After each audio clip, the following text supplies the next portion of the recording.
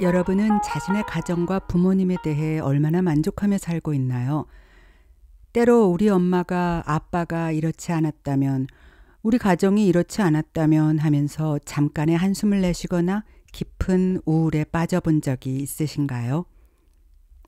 우리는 각자의 선택과 무관하게 한 가정에서 태어납니다. 태어나 보니 우리 엄마가 아빠가 이런 분이시더라고요. 좀 더 경제적으로 어려움이 없는 집일 수는 없을까? 부모님이 웃음이 많고 화목한 가정이라면 얼마나 좋을까? 그러나 이런 생각을 하다가도 힘들어하시는 부모님의 모습을 대하는 순간 움찔 이런 생각을 하는 내 자신이 부모님께 미안한 마음이 들어 힘껏 고개를 내젓기도 합니다. 저는 그랬어요. 어른이 되고 꽤 나이가 들어서까지 순간순간 이런 생각이 머물다 스쳐갔답니다. 오늘 이야기 나눌 책은 이런 내면의 마음을 같이 생각해 볼 수 있는 책입니다.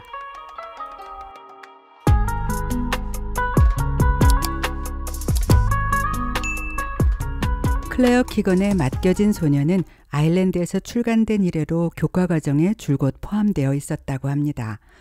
아일랜드에서는 모두가 읽는 소설로 자리 잡았다는 말이지요. 그래서일까요? 어릴 때 국어 교과서에 실렸던 황순원의 소나기처럼 별로 특별할 것 없는 짧은 글인데 묘하게 계속 머리에 떠오르는 여운이 있다는 느낌이 들었습니다. 킨셀라 아저씨가 소녀에게 한 말, 기억해두렴. 입 다물기 딱 좋은 기회를 놓쳐서 많은 것을 잃는 사람이 너무 많아. 그리고 이웃에게 소녀를 칭찬할 때 해야 하는 말은 하지만 그 이상은 안 하는 아이라고 한 표현. 마지막 장면에서 아주머니에게 절대로 말하지 않겠다고 전하고 싶어하는 아이의 생각 등등. 이 책 내내 말을 하지 않는 것에 대한 무게와 중요함이 자주 등장합니다. 그건 단순히 허튼 소리를 하지 않는 과묵한 습관에 대한 칭송은 아닐 겁니다. 여기서는 오히려 가난하고 투박한 부모와 함께 살면서 어쩔 수 없이 소심해질 수밖에 없었던 소녀가 그런 자신의 모습까지를 이해해주는 킨셀라 부부를 통해 새로운 자신감과 따뜻함에 눈 떠가는 모습을 표현한 쪽에 가깝다는 느낌이 들었습니다.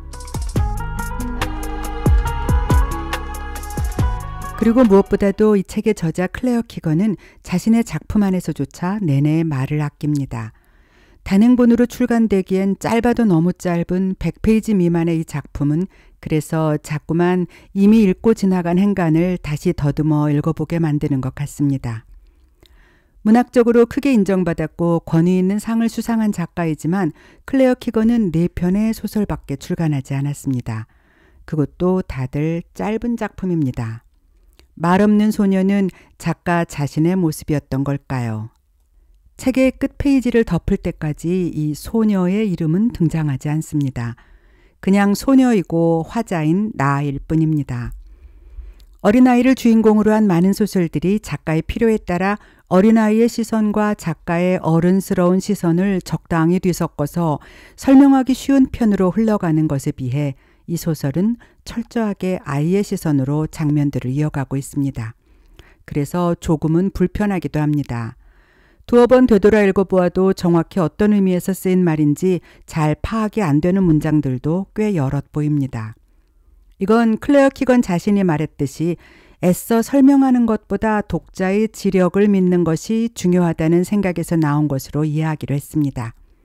여기에는 클레어 키건 특유의 말줄임과 말하는 사람의 의도가 아니라 읽는 사람 각자가 생각하는 대로 내버려 둔다는 방식이 큰 역할을 한 것 같습니다.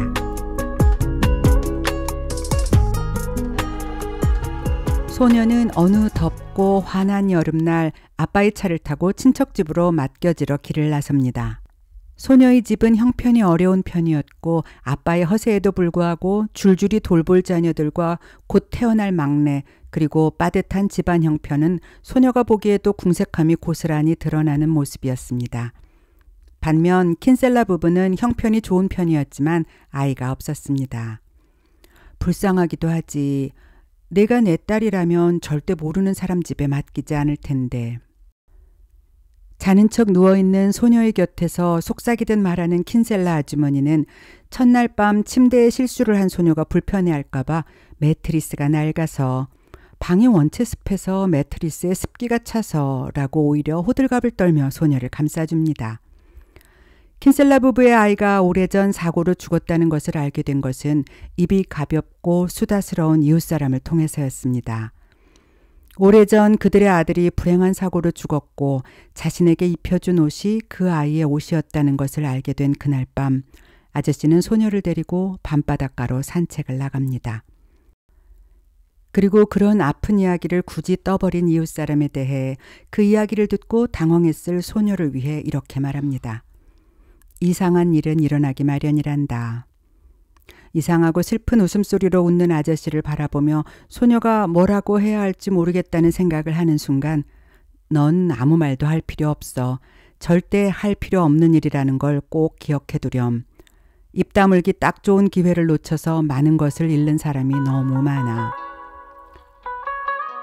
말이 만들어내는 불필요한 과잉의 순간에 많은 사람들은 또 다른 말의 홍수로 그 순간을 덮으려고 합니다.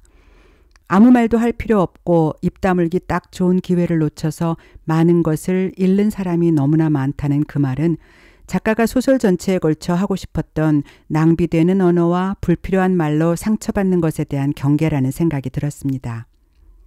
소녀는 아저씨가 자신의 손을 잡고 걸었던 그때 아빠와는 단 한 번도 이렇게 손잡고 걸었던 적이 없다는 것을 생각했고 어두운 밤바닷가에 서서 불빛을 바라보는 자신을 딸처럼 꼭 안아주던 아저씨의 따뜻함을 마음껏 느낍니다. 그렇게 지내던 어느 날 엄마로부터 도착한 편지에는 건강한 남동생이 태어났다는 소식과 함께 개학이 다가와 소녀가 이제 집으로 가야 할 때가 되었다는 내용이 담겨 있었습니다. 우리처럼 나이 많은 가짜 부모랑 여기서 영영 살 수는 없잖아.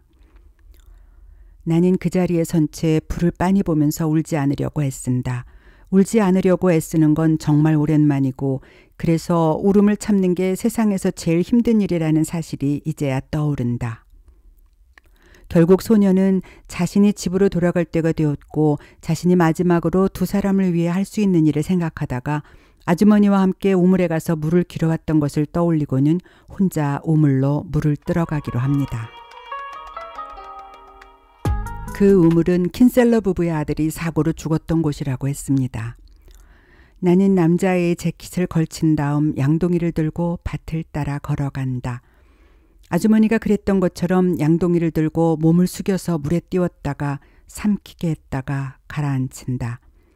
하지만 양동이를 들어 올리려고 남은 한 손을 마저 뻗었을 때 내 손과 똑같은 손이 물에서 불쑥 나오는 듯 하더니 나를 물속으로 끌어당긴다. 우물이라는 그 장소에 대해 킨셀라 부부가 느끼는 두려움과 슬픔을 소녀는 자기도 모르게 온몸으로 함께 느끼고 있었던 것일까요? 어쩌면 집에 돌아가야 한다는 허전함과 킨셀라 부부와 함께 계속 같이 있고 싶다는 애틋한 마음이 뒤엉킨 소녀의 마음 상태를 작가는 이렇게 표현하고 싶었던 것이었는지도 모르겠습니다. 이날 물에 빠졌던 바람에 소녀는 감기에 걸려 며칠 동안 집에 돌아가지 못하고 아저씨 아주머니의 간병을 받습니다. 오한이 든 것뿐이야, 그죠? 아무 일도 없었고 애도 멀쩡해. 그럼 된 거야. 그럼 된 거야. 놀란 마음을 누르며 수없이 되뇌이는 아저씨의 이 말은 그동안의 모든 두려움과 슬픔의 기억까지를 함께 가라앉혀주는 위안입니다. 첫날 소녀가 아주머니와 함께 양동이를 들고 우물로 물을 들어간 때 소녀가 했던 생각에서 작가는 상황의 전개를 이렇게 풀어나갔습니다. 아주머니의 손을 잡고 오솔길을 따라 밭을 다시 지나올 때 내가 아주머니의 균형을 잡아주고 있다는 생각이 든다. 내가 없으면 아주머니는 분명 넘어질 것이다. 나는 이런 기분을 또 언제 느꼈는지 기억하려 애쓰지만 그랬던 때가 생각나지 않아서 슬프기도 하고 기억할 수 없어 행복하기도 하다. 누군가에게 필요하고 친밀한 존재가 되었던 기억조차 없는 여태까지의 자기 모습을 떠올리면서 슬프기도 했지만 오히려 지금 자기에게 이런 느낌을 가지게 해준 아주머니가 있어서 행복한 마음이 들었다는 이 표현을 읽으며 소녀의 마음을 짐작합니다. 그건 지금까지의 무채색 일상과 대비되는 이곳에서의 행복함이 소녀 혼자만의 것이 아니라 그들 두 부부도 똑같은 크기의 행복을 느꼈을 것이라는 생각으로 소녀가 가졌던 만족감이었을 것입니다. 그러나 소녀는 방학이 끝나가면서 예정된 대로 두 사람의 곁을 떠나서 집으로 돌아가게 됩니다. 이야기는 그래서 어쩔 수 없이 맡겨진 소녀일 수밖에 없는 것이지요. 이 부분은 시간과 공간을 함께 두고 킨셀라 부부에게 들어왔다 사라지는 어떤 기억의 허기와 포만감에 비슷하면서도 다른 두 가지의 색깔을 겹쳐 표현한 것이 아니었을까요? 집으로 돌아온 소녀가 재채기를 하자 엄마와 아빠는 킨셀라 부부가 아이를 잘 돌보지 못했다는 푸념을 하며 소녀에게 무슨 일이 있었는지 묻습니다. 그러나 소녀는 다른 사람도 아닌 엄마가 묻고 있지만 나는 무슨 일이 있었는지 절대 말할 필요가 없다는 것을 알 만큼 충분히 배웠고 충분히 자랐다. 입을 다물기 딱 좋은 기회다. 라고 생각하며 아무 일도 없었다고 말합니다. 그리고 나서 자신을 데려다주고 돌아가는 아저씨와 아주머니가 탄 차가 대문을 나서는 소리가 들리자 소녀는 섭섭함과 안타까움을 참지 못하고 그들 부부의 차로 뛰어갑니다. 심장이 가슴속이 아니라 내 손에 쥐어져 있는 것 같다. 나는 내 마음을 전하는 전령이 된 것처럼 그것을 들고 신속하게 달리고 있다. 나는 내 여름을, 지금을, 그리고 대체로 지금 이 순간만을 생각한다. 지금 나에게 중요한 것은 딱 하나밖에 없고 내 발이 나를 그곳으로 데려간다. 나는 망설임 없이 아저씨를 향해 계속 달려가고 그 앞에 도착하자 아저씨가 팔로 나를 안아든다. 이 책을 원작으로 말 없는 소녀라는 제목으로 아일랜드에서 만들어졌던 영화에서는 이 장면에 소녀가 데디 데디를 외치며 숨차게 내달리는 모습으로 표현되었습니다. 이미 소녀의 마음속에서 아저씨는 아빠보다 더 따스한 존재였던 거지요.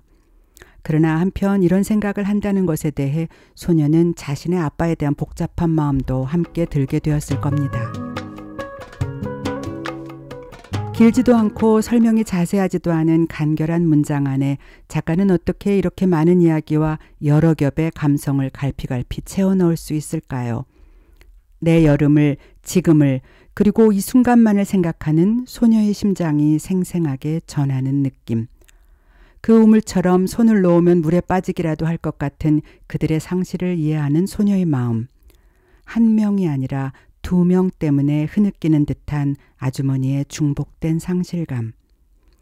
그 순간의 복잡하고 안타까운 소녀의 심정은 앞에 던져놓은 몇몇 단어들을 이끌고 다시 되돌아와 글 전체를 한순간에 훅 훑으며 마무리 짓고 있습니다. 특히 제일 마지막 문장. 아빠, 내가 그에게 경고한다. 그를 부른다. 아빠. 서운하고 어린아이로서 정리되지 않은 감정이 북받쳐서 뛰어가 안겼지만 저만치 뒤에서 뒤따라오는 아빠를 바라보고는 스스로의 복잡한 마음이 들킨 것 같은 생각에 아저씨에게 서둘러 경고하듯 말했겠지요. 아빠가 오고 있어요. 그러나 바로 그 다음 말, 그를 부른다. 아빠.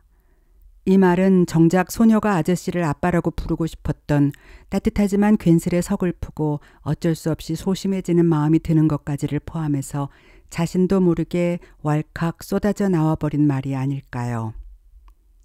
아이는 부모를 선택할 수 없지만 부모 또한 자식을 선택할 수는 없습니다. 소녀가 부르고 싶었던 아빠는 누구를 부르는 것이었을까요? 어릴 적 상상 속의 좋은 아빠, 좋은 엄마를 생각할 때면 현실의 서운함은 오히려 더 깊은 슬픔이 되었더랬습니다. 그래서 그 슬픔은 입 다물기 딱 좋은 말 없는 나를 키워나갔지요. 클레어 키건의 글을 단어 하나도 낭비하지 않는 작품이라고 말하는 이유가 여기에 있는 것 같다는 생각을 합니다. 입 다물기 딱 좋은, 생각하고 느끼도록 그냥 던져주는. 그래서 이 이야기는 끝내 말 없는 소녀의 여러 겹 생각 속으로 끝없이 빠져듭니다.